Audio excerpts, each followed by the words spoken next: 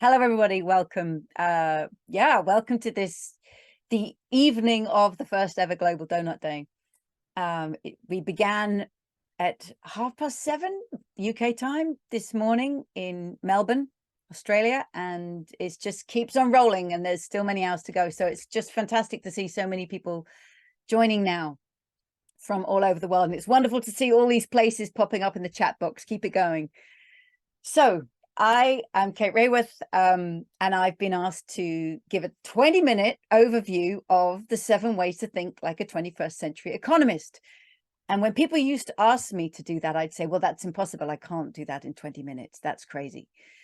But, you know, there's nothing like a good challenge and some boundaries. Boundaries unleash creativity, right?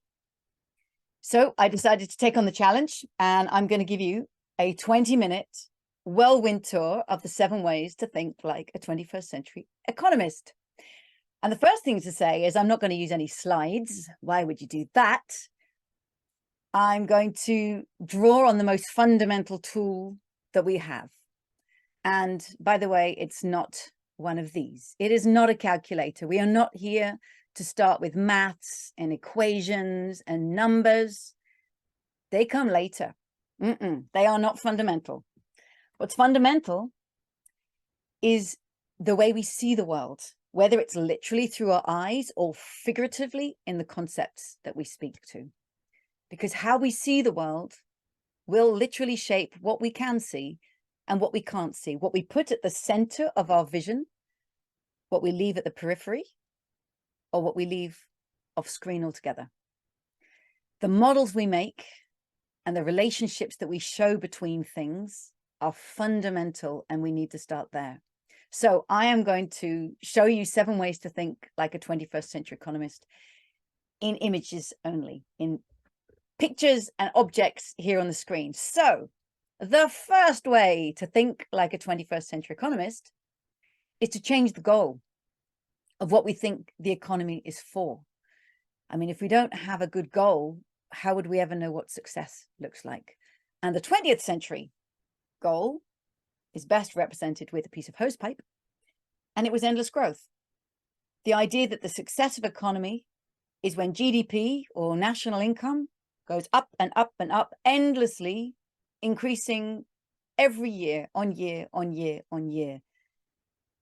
Indeed, even in the richest economies in the world, including where I'm sitting here in the UK, and all high-income nations, if you listen to the speeches of politicians and to the advice of economists, the story goes that the only solution to our problems and the challenges we face lies in yet more growth, even though we are among the richest countries in the history of humanity. So there's something insane and impossible about this goal. It's time to move beyond it, because we know it has also wrought huge inequalities and huge environmental degradation in that pursuit. So goodbye to the goal of endless growth. Let's replace it with something wiser. And for this, I offer you a compass, and it is shaped like a donut. So the goal here is to leave no one in the hole in the middle, falling short on the essentials of life, but don't overshoot the limits of Earth's life supporting systems. It's that easy. And the goal of the donut is a very different shape from endless growth. It's about thriving in balance. And that just looks like a heartbeat. We know in our own bodies that our health lies in balance. Can we take what we deeply know in our bodies, from the human body to the planetary body?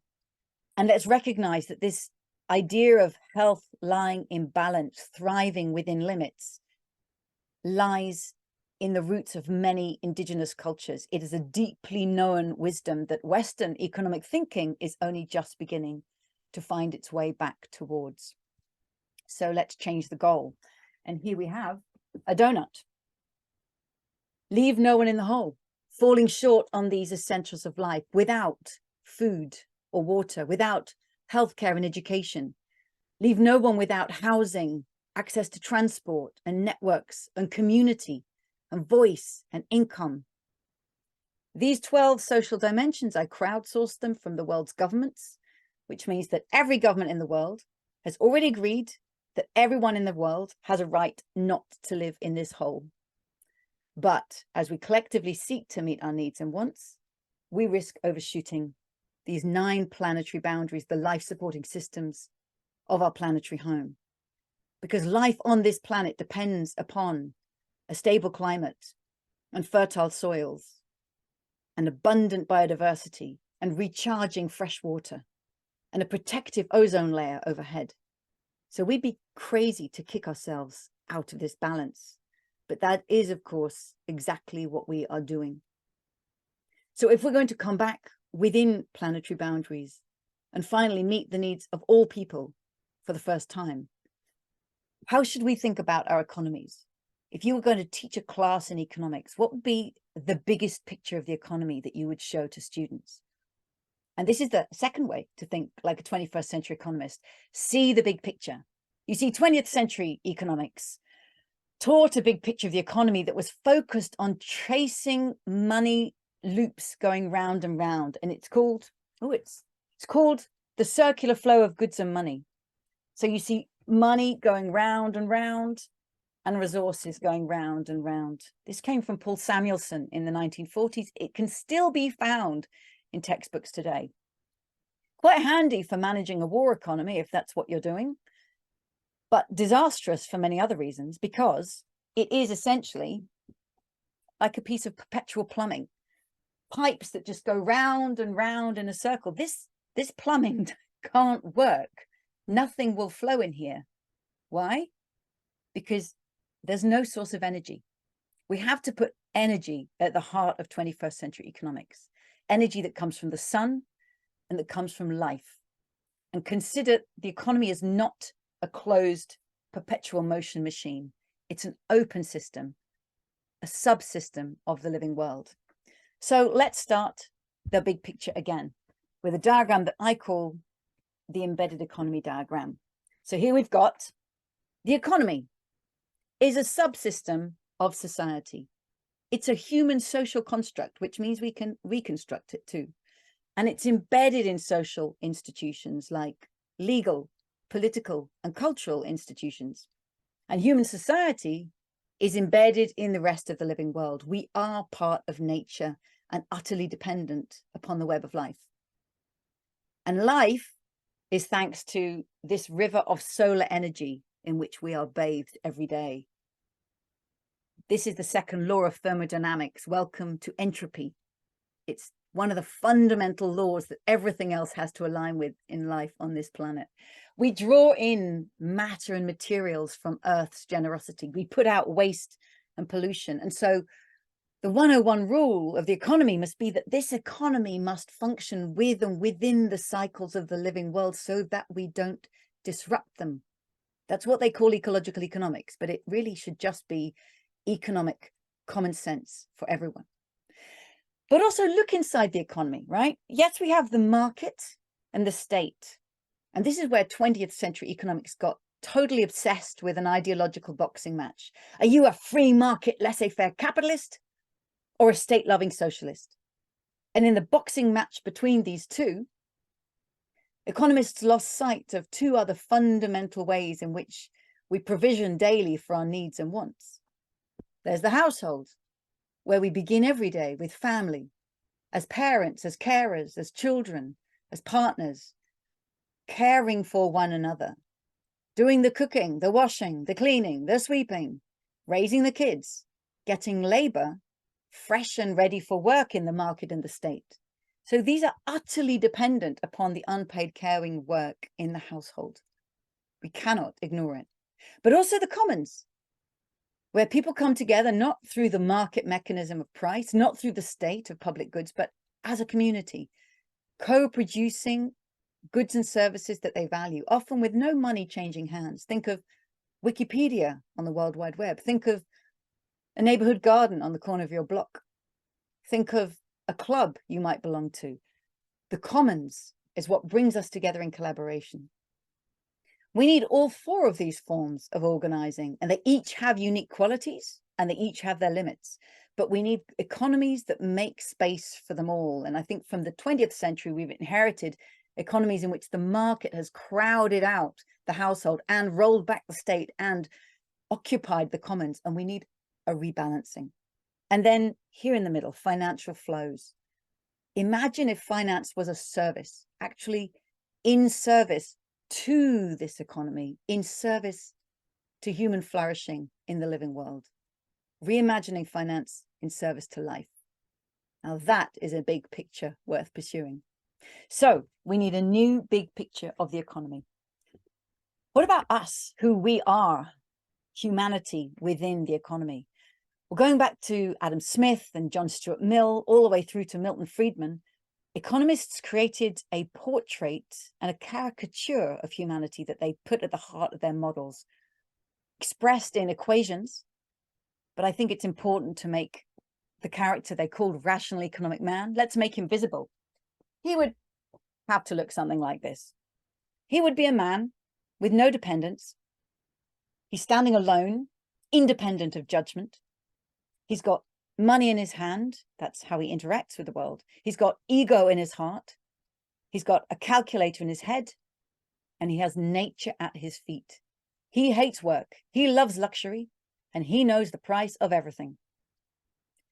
Now, the real problem with this character is not just how absurdly narrow that is.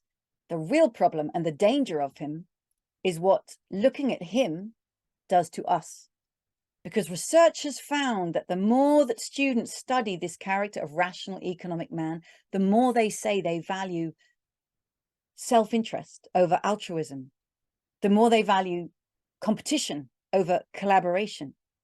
So who we tell ourselves we are shapes who we become. We start to mirror the models we make of ourselves. And if we're going to thrive as 8 billion people here on this planet together, we need a far, far richer portrait of humanity. So where could we find that portrait?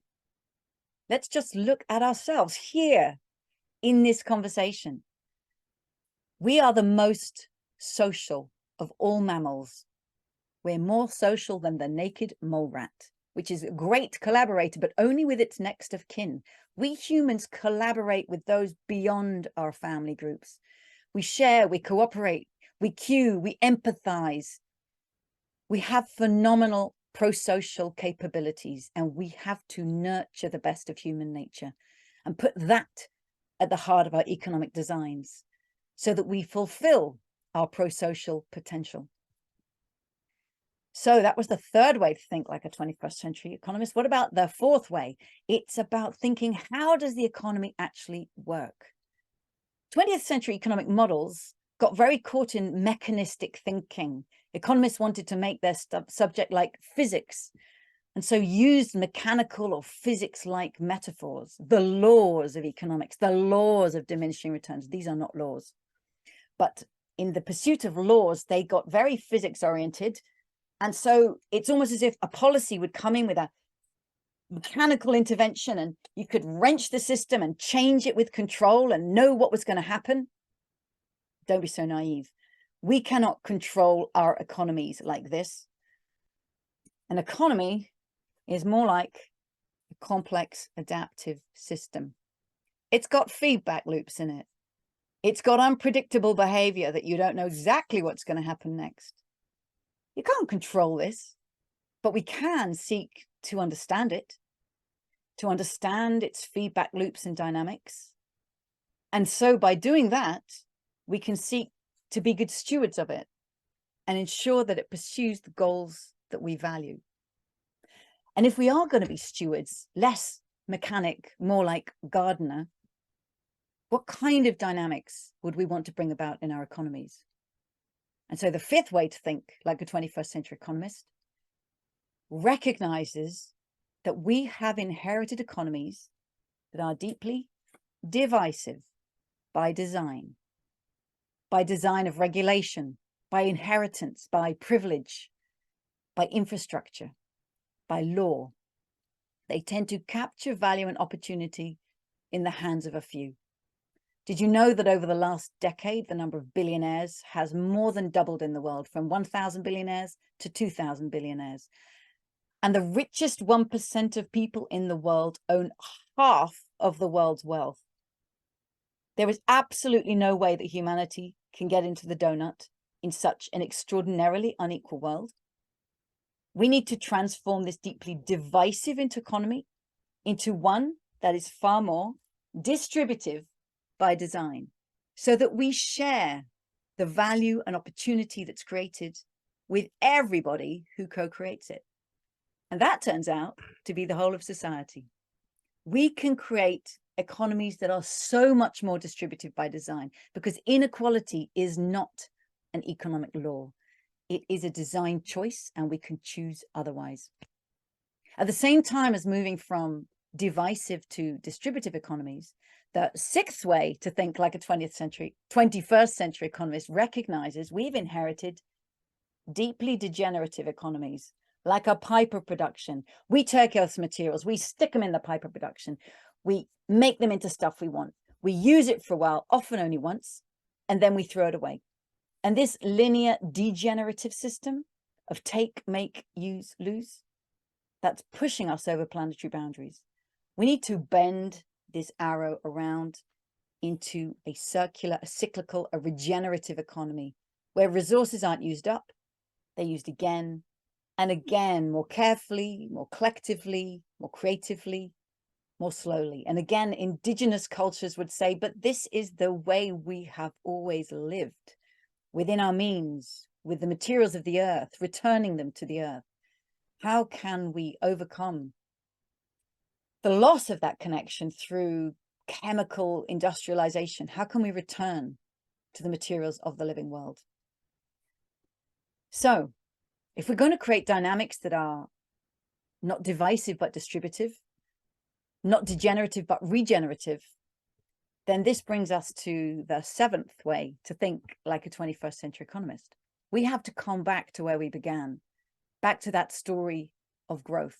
You see, because the 20th century economists left us in something like an aeroplane of growth. They gave a metaphor that the growth of an economy is like an airplane that takes off.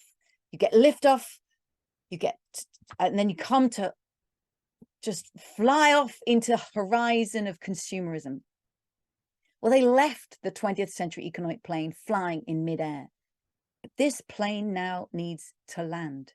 We need to learn how to take the growth centricity out of our economies. So instead of being endlessly addicted to growth, let's start by recognizing that growth is a wonderful, healthy phase of life. It's why we love to see our kids grow.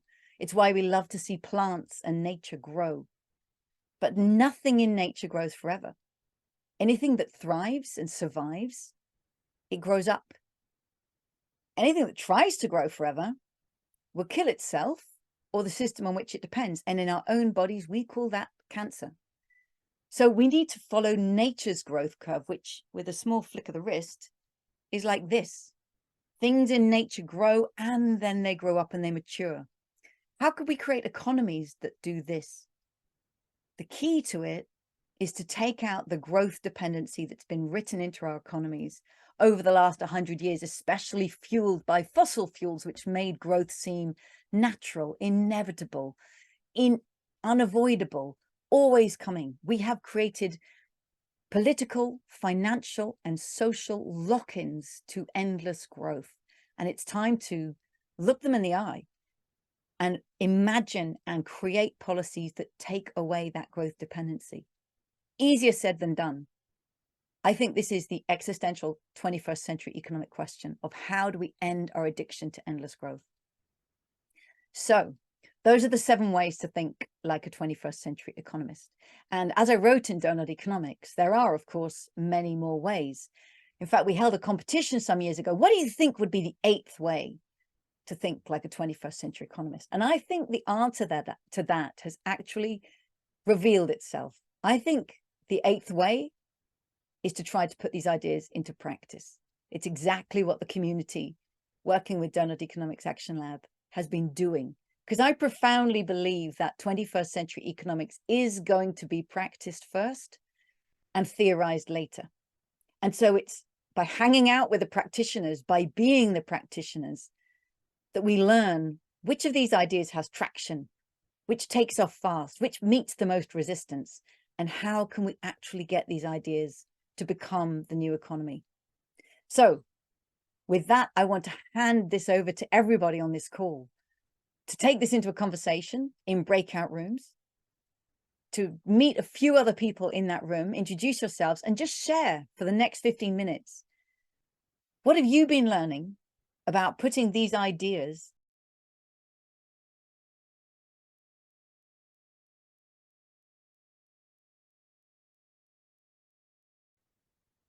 Welcome back. So we have two things you can do. One, we would love it if anybody wants to write a really succinct message in the chat box of a reflection that you were sharing with the group, or something you heard somebody saying in there about the challenges or the reality of trying to put these ideas into practice. We won't be able to run through all of them, but we can pick out some messages that you leave there, but we will keep and harvest everything that comes out of these chat boxes. So we'd love to hear what you've been learning about trying to put these ideas into practice in your own locality. And if you want to bring a question, pose me a question, you can use the Q&A box. So please go ahead. Reflections very welcome. Questions very welcome.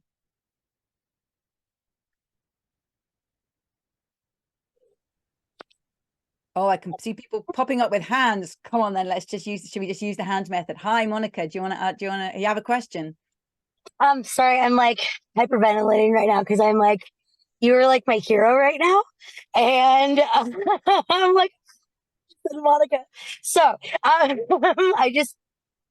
gonna cry because you are such a beautiful woman, and I thank you so much for being here in this moment in time and sharing your knowledge and sharing your strength. And I'm so happy to be in this room with everybody. I'm so happy that we're here. Okay, I'm a little girl right now. Okay, let's get focused. So one thing that I wanted to share from our group was volunteer hours.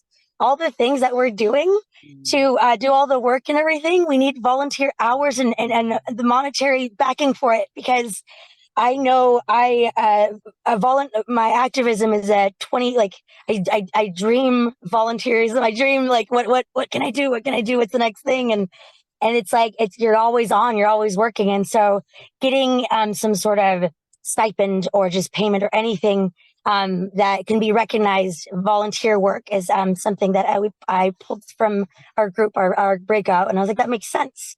Like there's not enough time in the day, and it is, we have the energy that we put it where we put it is like very, very core to our mission. And so I just feel like we need to be, I don't know, with food too, with compensated with food or something, because we need to be together. So thank you. I know I'll have more questions, but right now I'm just so happy to be here. Thanks, Monica. And I just want to say that you started by thanking me, but then you just spoke to what I think is really going on, which is the incredible work of many, right? The volunteer hours that are going into this work by so many people. Imagine how overwhelmed and blown away I am by that, and the community that this has become. But thank you for raising that point. I think it's very, very true. I know a bunch of people who are on this call who, whether they're paid or not to do this work, put in huge hours. And because, of course, if we're trying to transform the system that doesn't particularly want to be transformed, it's often coming out of people's caring time, their community time. And it's the importance of that household and the commons that people are putting in time from that space. And I think absolutely, if we can create mechanisms and ways of recognizing that time, of valuing that time and supporting people so that it doesn't all have to be through volunteer time, because otherwise we risk getting burned out. And that's why we need the big community. We need to recognize that time. At Doughnut Economics Action Lab, we are investigating if and how we can set up some kind of funding mechanism that will exactly support many small groups. It's in the early stages of designing that, so there's no insight to share back from it, but I'm really glad you brought that point, and thank you so much for being part of this community. Thank you, Kate. Thank you. Thank you. Hi, Raquel. Hi, Kate. Thank you very much again for these lessons. Always amazing. I would like to share with the group that I just finished my master's degree at Schumacher College in design thinking.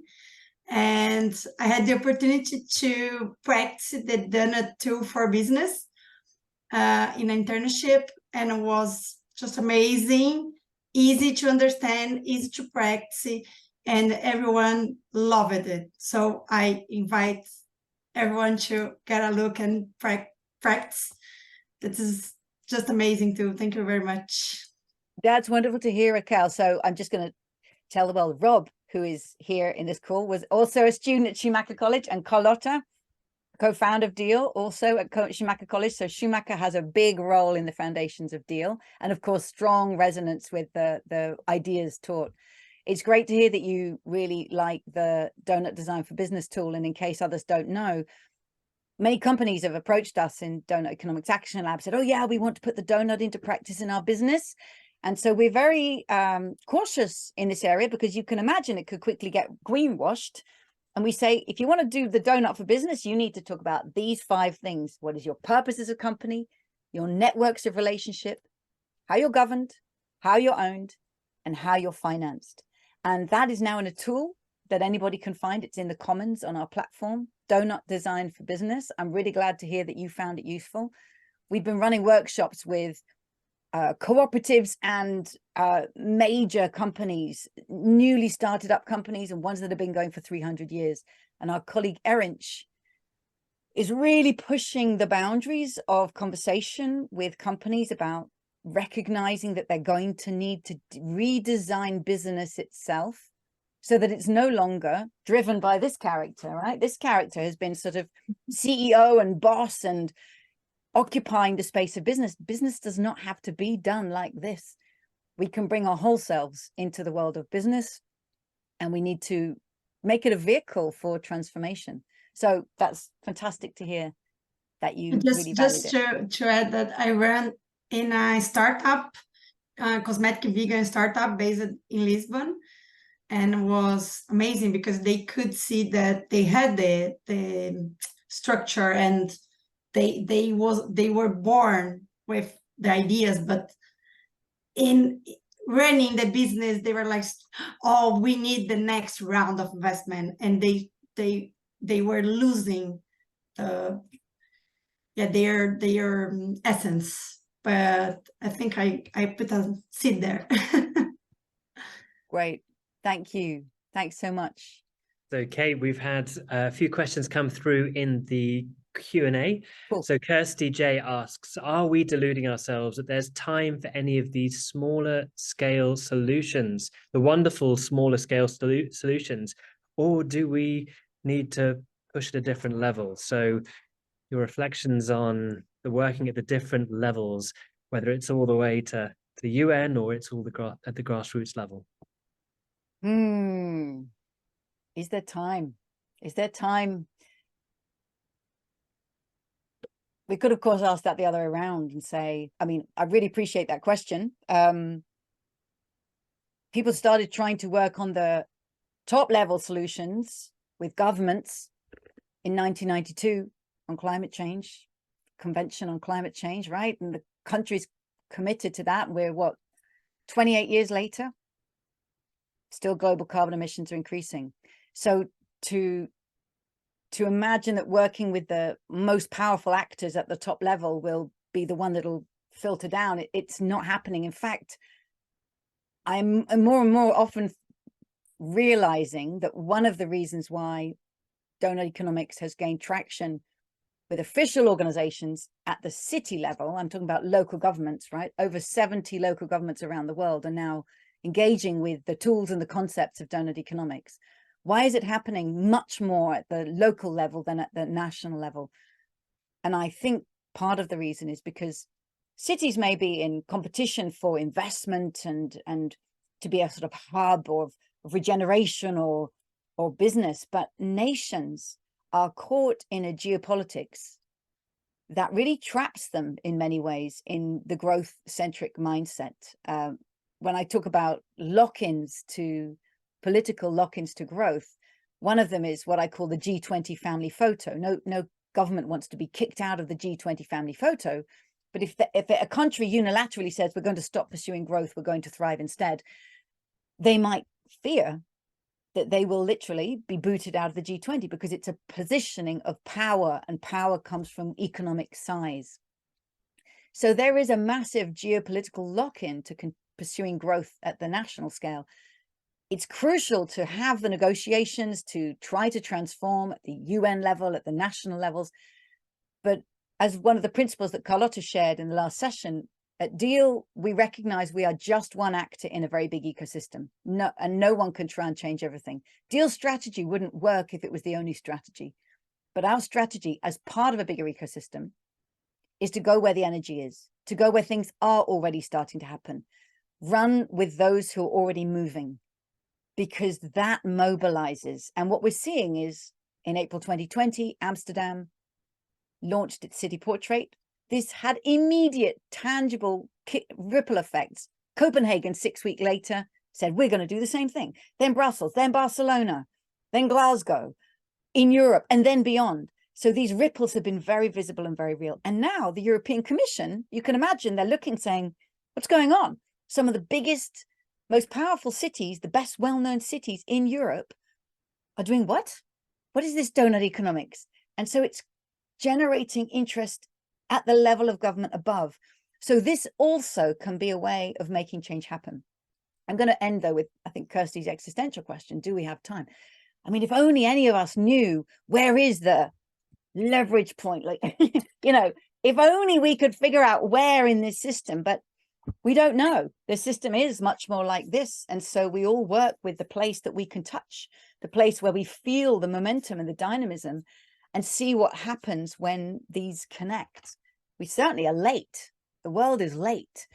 And yet we show up and do what we most believe we can make change happen. And I sense, and I think many of those who are drawn to this kind of work sense, go with the energy, because this is where things are moving. And you never know what bigger changes it could kick off.